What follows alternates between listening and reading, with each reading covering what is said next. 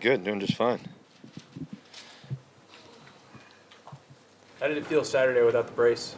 It felt great. Obviously, like been saying to you guys, I've been practicing for the past really 5-6 weeks without it, and so my legs have been feeling really good. Just wanted to be smart, get to the playoffs, and have a chance to hopefully go try to win it all. So my legs felt great, and my legs feel good right now. Feeling fast and all that. How was that brace restrictive, if at all? When I cycle over it, I can't really get my full range of motion. It was pretty light brace, but at the same time, you can't get your full range of motion, so it kind of, impedes your stride a little bit. So, but it's nice to have it off. January 13, the rookie year, the Mm-hmm. the Atlanta playoff loss.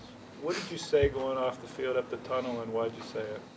Trying to remember exactly what I said, but basically the thought process was, you can basically get down when you lose a game. Sometimes you can. That's your first thought, initial thought for most people. And for me, I was just thinking about the opportunity. I was thinking about what was next for our football team, and I got a great sense of great things coming. And that was kind of the thought process when I was leaving, coming out of the tunnel to go back into the locker room. I just believed that we could go win the Super Bowl the next year and find a way. And so with the players that we've had and the character of guys that we've had over the past 5 years and the work ethic and the conviction that we play with week in and week out, it's been a great ride so far. And so we take one day at a time. We've always enjoyed every game, every process, every practice, every meeting, and so I think that's why we've been successful over the past 5 years. In the minutes after that loss, what reaction did you get? What response did you get to that? What response did I get to that? You saying that looking forward to next year already. In terms of other players, or yeah, guys guys really believed it, and we all did. I think that I think the way that we came back to, I think we were down by, I don't remember exactly, I think down by 20, I believe, in the fourth quarter, maybe 12 minutes to go or something like that. So, and just how we kept coming back and fighting, and guys were making great catches, getting first downs, touchdowns, and the game's never over, and so that's what I always believe. I believe that I'm going to play 60 minutes no matter what the circumstances are, no matter how much you're up or how much you're down by, and we all play that way. And so that determination, that mindset, that championship caliber of mindset, I think that's crucial. I think that's why we've been able to have great comebacks. The game's never over. That's why we've been able to stay ahead of people and try to stay ahead. And so I think that's when you have that mindset, that championship mindset, a lot of great things happen and a lot of wins and championships happen. You mentioned the comeback and that mindset. With that game and the Washington game the week before, you came back in that game. How much did that help you guys going forward, that when you got in situations in the seasons that followed, you knew you'd come back the way you did? I think those were huge. I think even before that there were some too. When I think about my rookie year, I look back to the Patriots game when we played at home and played against the Patriots, and we were down. I'm not sure exactly the score, but we came back, got 2 big touchdowns, and took the lead with less than a minute to go or something like that. I think that was a huge moment. Obviously playing the New England Patriots, and then the next time I believe was when we were in Chicago. In Soldier Field, and they were a really good team at the time, and they were really playing at a high level, and we went into Soldier Field and came back, and we had 2 98-yard drives or 90+ yard drives and something like that, and then I think we went into overtime and scored that touchdown too. So I think the resiliency within our team, the faith and the belief and the commitment to doing it whatever we can to win, and loving the game while doing it is crucial. When in that season do you feel like you really earned your teammates' trust, or maybe guys started looking at you differently as not just a rookie? Well, I think you always have to earn everything. You have to earn the respect. You have to earn the opportunity. And for me, I've always taken one day at a time. The work ethic, the daily approach. Just try to be consistent. And I think that eventually. Guys, hopefully saw that, and I think obviously in this game, it's when you're playing professional sports, it's a production game, and so when you go out there and you win football games, I think it makes people notice, and I think that was really the biggest thing. So it came down to the wins, and it wasn't just me; it was a lot of guys doing everything we could to win football games, and it was a great experience for me. What sort of growth did you see from the offensive line last week? Well, they continue to get better. The constant progression of the offensive linemen, they've been doing great. They're physical.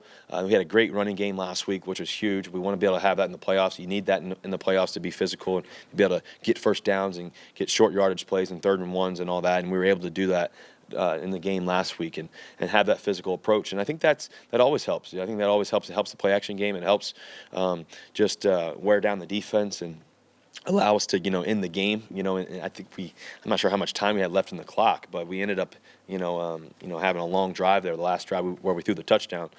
So those type of long, sustained drives really, really help us. And that starts with the offensive linemen. They've been doing a great job of that. How would you assess your guys' play in the red zone right now? I don't know the statistics, the stats or anything like that, but I think that we've been doing pretty good, recently. So we want to keep scoring, and you just every time you go in the red zone, every time it's 3rd down, no matter what's been going on, you really just focus on that one time, and just try to execute that one play. And we want to get the ball to our playmakers and let them make those plays, and so I think that we're doing a good job of that right now. Has it occurred to you that you're the only offensive starter still starting from that playoff game in Atlanta? No, it hasn't. But we got a lot of great guys that have played a lot of football since, and so we have all the confidence in the world in everybody that we have. And that was a long time ago. That was several years ago. And so, for us, it's about right now. You can't look back too far, no matter how good it was or not so good or whatever the moment was. You can't look too far ahead and hoping for what's possibly coming.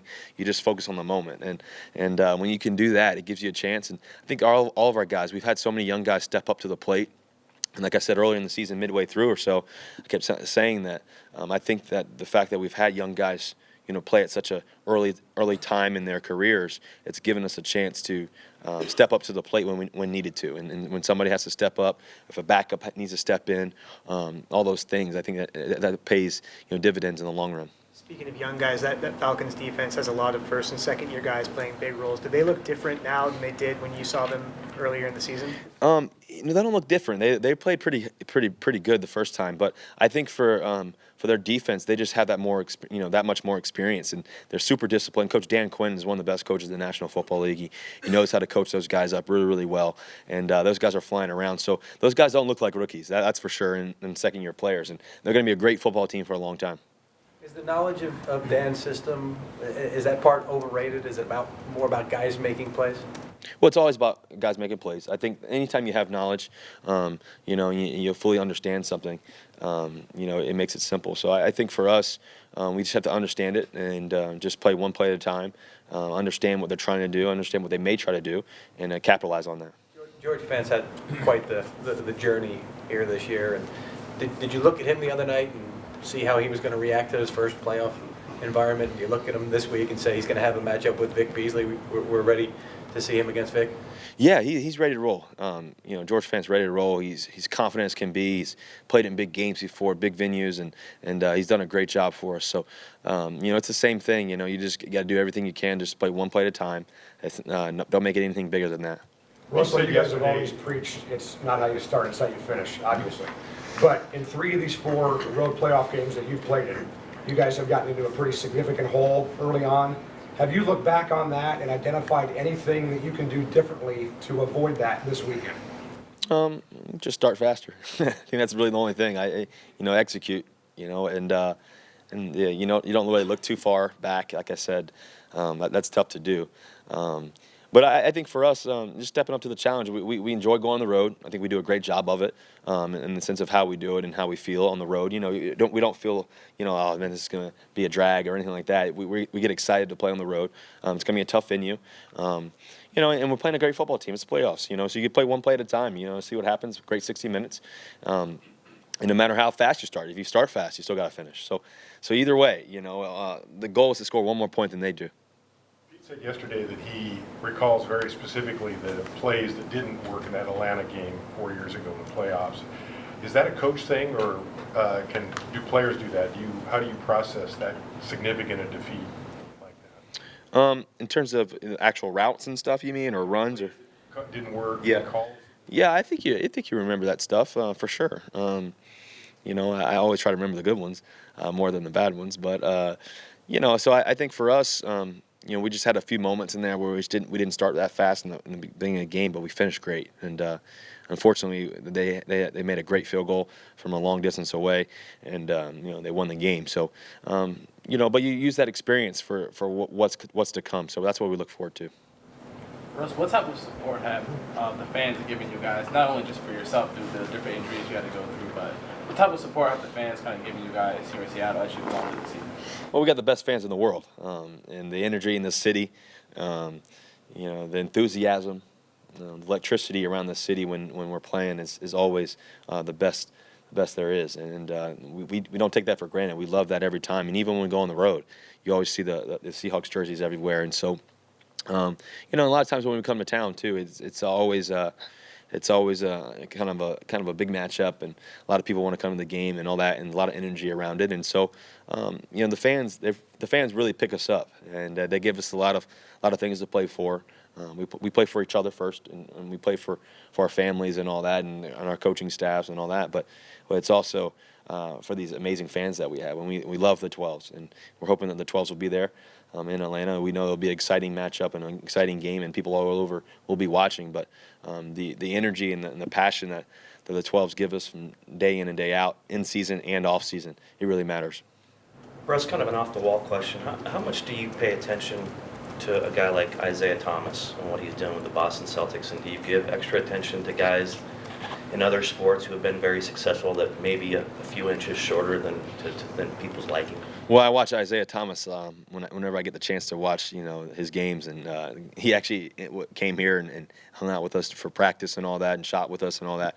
I mean, the guy is an ultimate competitor, one of the top athletes, in the game of basketball, and in sports in general. I think the competitive edge, the heart that he plays with, and I think that's, I'm sure Isaiah would kind of say the same thing. No matter what your size is, it's about what you have inside and your abilities and how you work at your game. And I know Isaiah works at his game every day, his skill set. So I have a great appreciation for him and other athletes that are very similar that way. Since we're talking about the NBA, I got to ask you about the arena thing today. I don't know how much. I know you got a lot on your plate with the playoffs, but the city and Key Arena and the RF proposals out there. Have you talked to the Sonics Arena group this week at all about what's going on? Yeah, I haven't had a chance to talk to anybody. I heard about something earlier today, but I haven't had a chance to really talk to anybody yet. But obviously, I believe Soto's better. And when I start a new arena, new stadium, and have basketball back, and hockey and all the music and all that too as well. But so I know it's been a process, and we'll see what happens. It's always a process, and we're hoping that the city of Seattle and the people of this great city and of the state want Soto Arena to happen. So we believe that it will. Why did you want to give Marcel Reece the game ball Saturday? Well, how could I not? You think about Marcel Reece. In my opinion, he's a Hall of Fame type player, a guy that's fullback that's played at such a high level, for so long, 9-10 years or whatever it is, and multiple Pro Bowls, all pro player, a guy that does the game the right way. He's a professional. As soon as he stepped into our locker room, he's done it the right way, and he gets here super early. He's passionate about the game. He just wants to win and win at all costs. And when you have a guy like that plays on your team, and you have a guy like that right behind you, that you can trust at all times,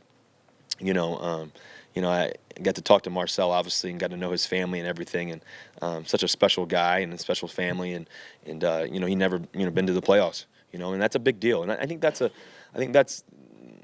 amazing fact, and the amazing thing about, and when I think about it, being coming in as a rookie in 2012, I haven't known anything else, so everything that it takes to get to winning, and the winning culture that we have here, and the winning commitment and thought process you have to put into every single day, and how much that matters.